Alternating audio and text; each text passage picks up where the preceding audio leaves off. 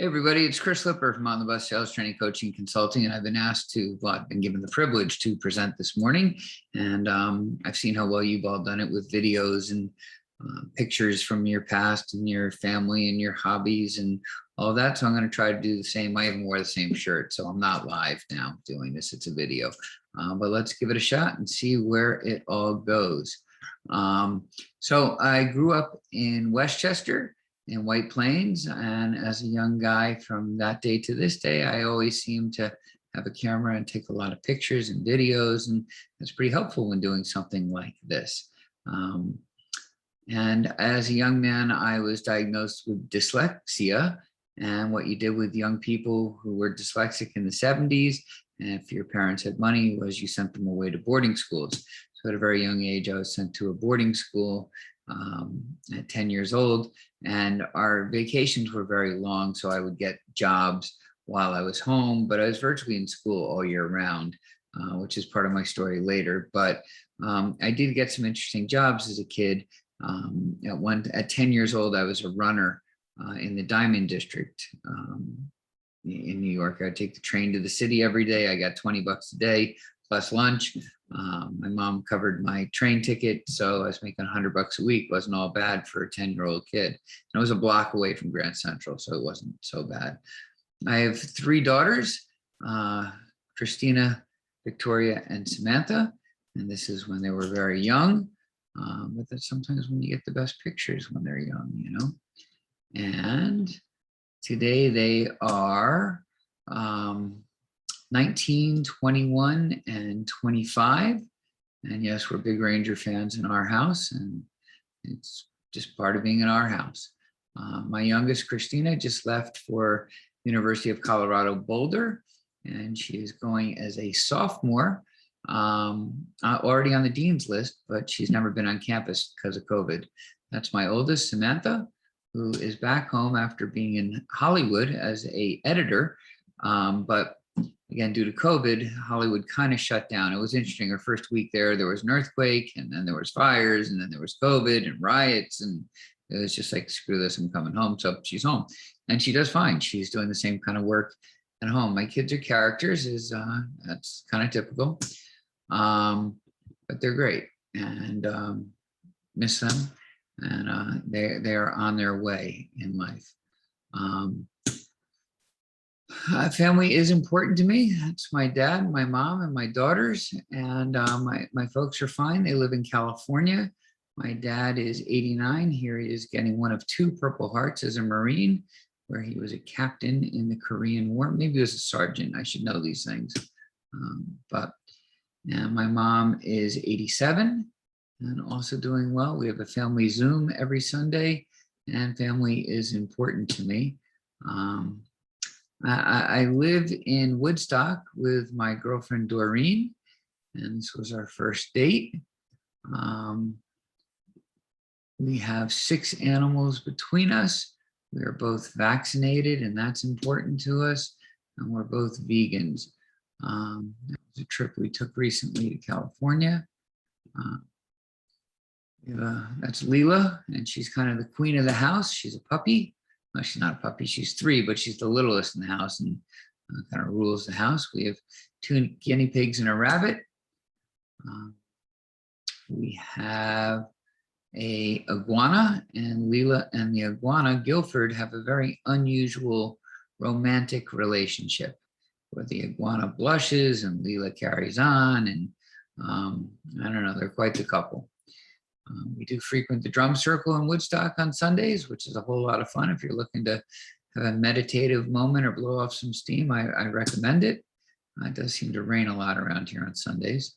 In terms of sports, I am a bicycle rider. I have an electric bike at this point. You can find me most days riding my electric bike through town, and I can play any sport. I'm a big hockey player, big Frisbee player, roller hockey. I've even done curling, which was a whole lot of fun. Again, huge Ranger fans and Giant fans, and that's important to me. I see a ton of music as often as I can. And that is where I find my smile. This is my favorite band, Dark Star Orchestra, and they do dead shows note for note, and you have to guess what show it was that night. And I can see from the setup here, this was probably a late 80s show. They got the big drums up, and I can see by the guitars. And I actually know I'm wrong because Lisa's out. This was an elective night. This was not a show. Because if she's here, it has to be 77, and they didn't have the big jumps in 77. So yes, I do get carried away with this stuff, but it's kind of what we all do there. But I do have a ton of fun, and I see a ton of music, and that is where I get my recharge, one show at a time. I get to meet some wonderful people along the way. No, I didn't meet Jerry, but it's a good picture I got to take of him. But I have met Melvin Seals, who was Jerry's keyboard player in the Garcia band. I had a podcast for a while, and here I am interviewing Pete Sears, who was Rod Stewart's bass player during Maggie May. And he's such a gentleman, such a nice guy, and a great, great musician. Michael Falzerano, I spend probably the most time with. He was in Hot Tuna for 10 years and a New Rider for 15 years. And the New Riders are one of my favorite bands. So that's a lot of fun. Through him, I got to meet Yorma from Jefferson Airplane, and that's backstage at a festival in Long Island. So you get it. I get to spend a lot of time at festivals. It's kind of my favorite place to be, and just have a whole lot of fun. I guess the most exciting person I got to meet was Bobby Weir from the Grateful Dead. And one night he even wished me a happy 40th birthday backstage. And right after we took this picture, he's like, "Oh, Chris, we got to do it again. I did it backwards." And I was like, no, you're dyslexic. I'm dyslexic. It's perfect. Let's just go with it. So that was a lot of fun. Being dyslexic, college wasn't going to be a big hit for me, if you know what I mean. And I did go to several, and I wanted to work, so I started working pretty young. I had my Series 7 on Wall Street by the time I was 20, and I was on Wall Street for 5 years. I was upstairs in a mutual fund, on an institutional trading desk. I was down on the floor. I lost my job on the floor the Friday before the Monday crash in '87. And the reason I lost my job was, with the dyslexia, there was a confidence issue.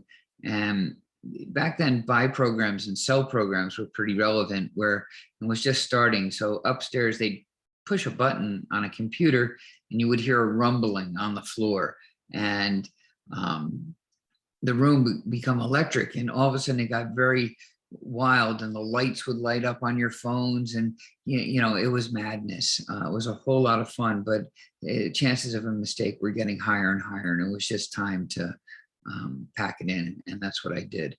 And I started selling for other companies. We had a magazine at the time, Venture Magazine. This was taken at a trade show, and I've always done trade shows for 40 years. Love trade shows. Venture was a magazine for entrepreneurs. Entrepreneurship is in my bloodline, and I've known some of the best. I got to spend a lot of time as a kid with Leonard Lauder from Estee Lauder. He's not really an entrepreneur, but he is a business owner. Leonard Stern from Hart's Mountain, Nick Deek from Deek Pereira. I don't know, there's a long list, but I get entrepreneurs, and I've been an entrepreneur most of my life.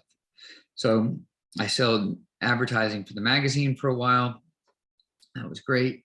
And then I started working for an embroidery company, and they asked me to open up 7th Avenue for them, and I did. The problem was that I sold more than they could make, and that was a problem because it was my commission dollars. I had a marketing company at one time. I had a sports marketing company at one time. Remember, I was selling tennis rackets. I was a big tennis player, and they were 3-string rackets. There was a set of mains and a set of diagonals, and I was selling more than they could make. They were great. I figured out how to sell more tennis rackets, was you got the pros to use the rackets at the clubs, and then all their students would buy the rackets that the pro was using. And so I kind of cracked the code there, and it wasn't that hard. I just drove from country club to country club. And again, they couldn't fill my orders, so that got annoying. Same thing happened at the embroidery company, and it was just time for me to kind of do my own thing. And I started inventing, and I have a dozen different patented products. and some were better than others. I started in the apparel industry with a tattoo hang tag. And in the old days in the apparel industry, there was a lot of gift with purchases and everything had a hang tag on it. And I figured, all right, what's an inexpensive gift with purchase we could give? And I found removable tattoos, the kind that you put on with water, were pretty inexpensive. And I got a patent on removable tattoos, and then started going to trade shows. And these were big trade shows in major cities. And in Vegas, we had a show called Magic, the Men's Apparel Guild International Conference. 250,000 people would go to the show 4 days. And the booths were huge. I mean, an acre, with an armed guard out in front so that you couldn't get in and see someone's fashion show ahead of time. There could be elevators and escalators and booths and models. And it was crazy, but it was tremendous and so much fun. I needed to get an order on my tattoo hang tag, so I stalked Converse. They had just signed Dennis Rodman, and so I chased them from New York to Chicago to Atlanta to Vegas. And I finally was waiting outside of the bathroom for the head of marketing to walk out, and I got between him and his booth and said, I got to show you something. I got to talk to you about something. And here it is. It's a tattoo hang tag. I had it mocked up already for them. He's like, of course we have to do this. I was like, I know. How do we do it? It's like, you got it. Don't worry. And I left Vegas with my deal. And then all of a sudden Skechers jumped on, and we were working with them. And then Keds jumped on, and the apparel companies. And Keds alone was ordering over 100 million of these things a year. So it was a big hit. And that wasn't so hard, let's try it again. So I filed patents for tattoo trading cards and greeting cards and cereal boxes and a whole bunch of other things. Eventually, I took the idea too far, as I tend to, and came up with medicated tattoos. And these were called med tats. And what med tats were a transdermal delivery system that would deliver drugs and vitamins. And the image on the tattoo would change as the drug was delivered. And it was great. It worked. We were in the bloodstream within 15 minutes. It was very expensive for me to find that out. I had to hire a chemist to tell me how to mix everything and where to get everything. And then we had manufacturers in the US and China, and we were trying to figure it out that way. And then we had to do toxicology studies afterwards, both on animals and cadavers, to make sure we were getting in. And the FDA got word of what we were doing, and they freaked out. They wanted it right away. They loved it. And they wanted it for fentanyl. They're like, what do you mean you have a visual indication? I said, yeah, if we do birth control for a woman with a 1 week time release, we could have an image of a rose with 7 petals, and the tattoo would lose a petal a day, and the woman would know when it was time for her next dose. And they're like, all right, you got to do fentanyl. I was like, I don't want to do fentanyl. So, well, we want you to do fentanyl. I was like, I don't want to do fentanyl. It's a class 3 narcotic. I'm manufacturing in China. Sounds like a headache. Not doing it. And then all of a sudden I started having problems at the patent office. And I don't know, I probably pissed off the wrong people. I've been known to do that. And so I stopped inventing, and got divorced, lost a home on that one. I do it again. It's what entrepreneurs do. We live for the home run shot. And so I decided, all right, it's time to start selling picks and shovels. And I was a member of an organization at the time called the Alternative Board. And what the Alternative Board did was they coached business owners. And I ended up buying the franchise. And when I bought the franchise, it was a lot of podium work. It was that kind of stuff. And, we had some pretty big meetings. And I ended up, these were all my clients. We had over 80 owners at a time that I would coach. And we had the largest franchise and the fastest growing in the world. And that was great. And I had already started on the bus, but I kind of put it on hold as we had a Sandler coach as a client, and I couldn't compete against my own client. So I put on the bus on hold while I focused on the Alternative Board, and that was fine. At one time in 2014, somebody said, oh, trade shows suck. And I said, no, they don't. Maybe you do at doing them, and I'm going to prove it to you. So we had a trade show, and this was our first. And we had about 25 booths and 350 people came. We gave everybody in the booths 2 classes prior to the show and a class after the show to figure out what worked for them and what didn't. And they loved it. And so we started doing them once a year, and then it became twice a year, and then the pandemic hit. This was one of our award ceremonies. So you can see we had a substantial room, and most of these were owners of $1 million and above businesses. Most of our owners sold their businesses. We've sold 41 companies in the last 5 years. This was one. We had a little champagne toast and then a dinner afterwards. And at one time we had 9 owners in 1 month sell. And so I was like, what do I do? We'll make a video. So we made this great video, and that was a lot of fun. So somebody getting stitches. So there is some blood involved sometimes. We had great events where we would do things as a group. Some challenges was to make as high a spaghetti sculpture as you could as a group. With, I think it was 9 pieces of spaghetti and a marshmallow, and it had to balance, and it was all very interesting. But anyway, On the Bus has been fascinating. So what we do at On the Bus is we make better owners. We give people an avenue to sell better, network better, and just be all around happier. This is an example of one of our systems. This is a simulation of a 60-minute meeting.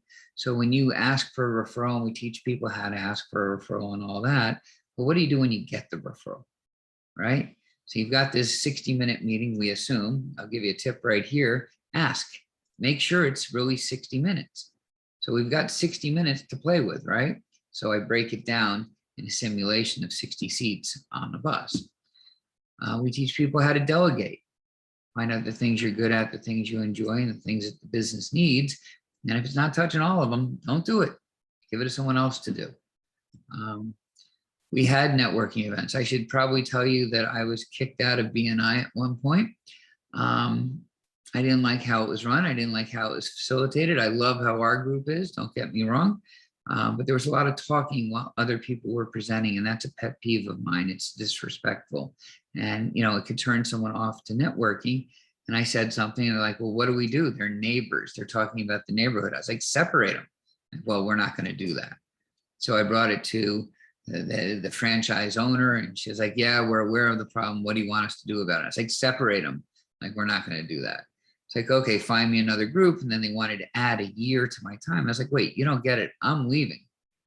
So long story short, I had 40 of my clients in B.N.Is, and that whenever they couldn't make a meeting, they would ask me to sub. So I kept subbing, and I was told I couldn't do that either. So I removed myself from B.N.I at the time. And I'm thrilled to be with you guys. I like this group a lot. But there was some perkiness there. So I started my own groups. That was the point of that whole story. And we had Mang, Bang, and Pang, Morris Area Networking Group, Parsippany Area Networking Group, and Bernard's Area. This was the Morris Area Networking Group. And, you know, we would get 20, something like that, people at a meeting. Today, we do everything online. This is an example in one of the chapters in my book, and I'm bouncing around a little bit, but on how to give it a 30-second or 2-minute or a 4-minute introduction. And it's a cheeseburger approach where the buns are your name and your company name. The toppings depend on your audience, and the meat is who you want to be introduced to. And then the bottom topping can be your tagline. We are online with everything at this point, and I'm really happy about that and won't go back. We've had some great events. That was at our first virtual trade show. So this were one of the pages of our virtual trade show, and this was our first one, and it was December of 2020. I had canceled our June show because of the pandemic and decided, all right, let's have a virtual show. And I didn't know how to do it, and my girlfriend did, and we figured it out. And now we've had 5 shows in the last 12 months, and we're about to have our 6th and our 7th. At this one, we had a grand opening. And this was Lois. Lois came to me, a school teacher with an in-home fitness program, and she now has 16 employees, and she has not lost any business during the pandemic. In fact, it has grown because she has gotten so much corporate business, and that was the ribbon cutting of one of her twins cutting the ribbon. Came out with a book. We were asked to start a class at Fairleigh Dickinson University, and I needed a workbook, so I worked on the workbook, and then pandemic hit, and there was classroom issues, and so we didn't do it, but I had the book. So we've got, I don't know, 18 chapters, something like that. They're from our classes. The topics range from how to give a 30-second intro, how to ask for a referral, what to do when you get the referral, the sale can start with no. There's a ton of good stuff in there. It could be life-changing. There's also a ton of typos in there, hence the dyslexia. So I do recommend the Audible version. That's one of my daughters, Victoria, holding the book. So it's just a bus, get on, right? No, it's not, but it is life-changing. And the growth that I get to see in these owners it's embarrassing. It's like they have a secret weapon because they've gotten to learn from other people's mistakes. I guess I should say how we do that once a month we get together, and I'll put up to 8 owners in a group together for 4 hours with a facilitator, and they share challenges and opportunities, and they hold each other accountable to making a change by next month. And then we have sales trainings during the month that they can attend or not, hitting some of the various topics. And then we have monthly lunch and learns and events like our trade shows. So it's a community for business owners and people that sell, but we're really focused on small business owners. And their growth is staggering. And I guess that's enough, and we can see if there's any questions. So again, Chris Lipper, I'm on the Bus Sales Training Coaching Consulting, and I hope that was good for you.